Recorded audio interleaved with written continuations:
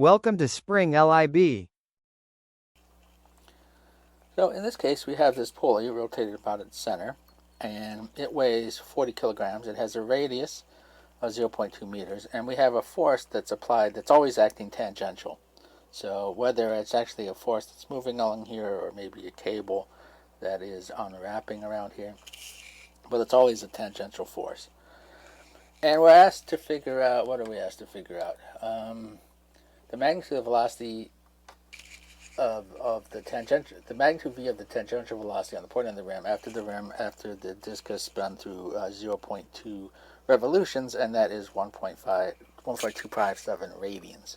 So again, we may need to remember to convert our angle from revolutions to radians. Now, we know from kinematics that the velocity, angular velocity squared, equals the initial angular velocity squared plus 2 times the angular acceleration minus the change in angle. And since I'm just going to measure the start as initial angle at 0, then this is just the change in angle.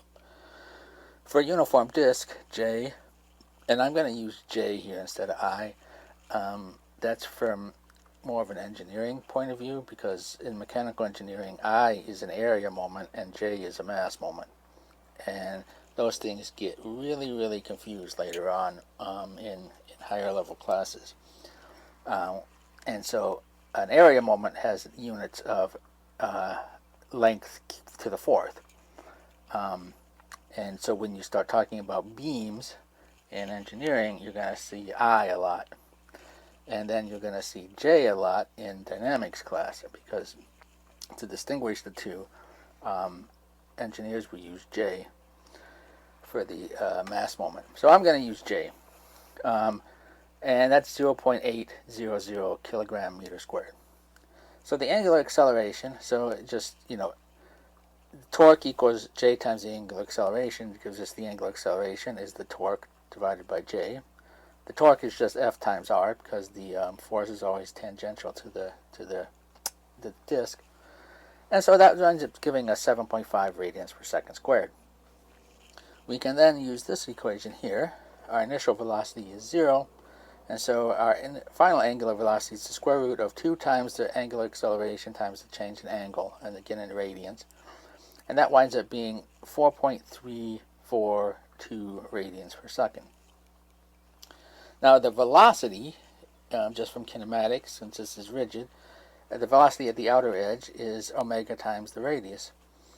And we get then that is 0.868 meters per second. Now they also want the acceleration, the resultant acceleration at the point on the rim after the disk has turned that much. So we can figure out what the acceleration is. The linear acceleration is just the radius times the angular acceleration, and that's 1.5 meters per second squared.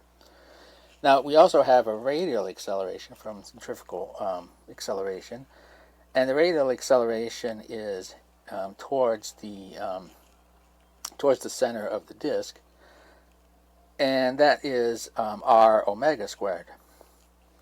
And so we know what omega is, and we know what r is, so we plug that in and we get 3.77 meters per second squared. So the magnitude of the acceleration is just the square root of the sum of the two components squared, the tangential and the radial, and that is 4.06 meters per second squared.